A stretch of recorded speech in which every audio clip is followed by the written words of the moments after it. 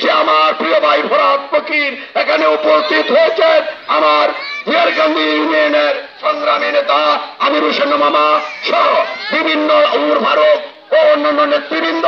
কিছু মনে করবেন না, সবাইকে অ্যাড্রেস করার সময় নাই, ক্ষমা চাই সবার কাছে। একটি কথা বলতে চাই, আমরা এখানে যেখানে বসে আছি সেইটা ছিল একটা নদী, একটা গর্ত ছিল।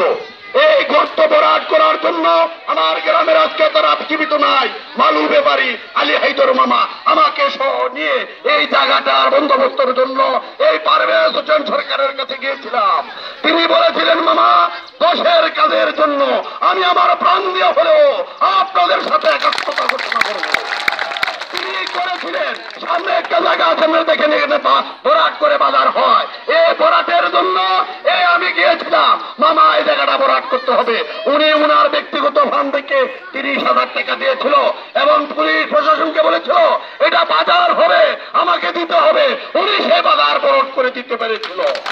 আমি আপনাদের কাছে বলতে চাই, সেই মানুষটাকে যদি আপনারা 31 তারিখ আনারস মার্কায় ভোট দিয়ে নির্বাচিত করেন, তার প্রিয় মন আজকের যিনি আমাদের পিতা সোমনাথ প্রাণ প্রিয় নেত্রী যিনি এমপি, তিনি উন্নয়ন করে এলাকাকে আপনাদের মনে আনন্দ দিতে পারবেন, আপনাদের সমস্যার সমাধান করতে পারবেন। সেহেতু কারণে 31 তারিখ আমাদের জননেত্রী আমাদের প্রিয় ভাজন সেলিমা আহমেদ মেরির প্রিয় ভাই ছোট ভাই পারভেজ হোসেন সরকারকে আপনারা ভোট দিবেন। প্রিয় ভাইয়েরা, আমাদের নেত্রী একটি কথা বলেছিলেন যে গ্রাম হবে শহর আসছে আলোর প্রহর। আমরা মনে করি পারভেজ হোসেন সরকারকে ভোট দিলে গ্রাম শহর হবে ইনশাআল্লাহ। বক্তৃতা দীর্ঘায়িত করবো না। কোন সন্ত্রাসের কাছে, কোন ডাকাতের কাছে, কোন লুটেরার কাছে আমরা জিম্মি না। আপনারা 31 তারিখে ইনশাল্লাহ আপনাদের ভোট আপনারা দিবেন, কেউই বাধা দিতে পারবে না।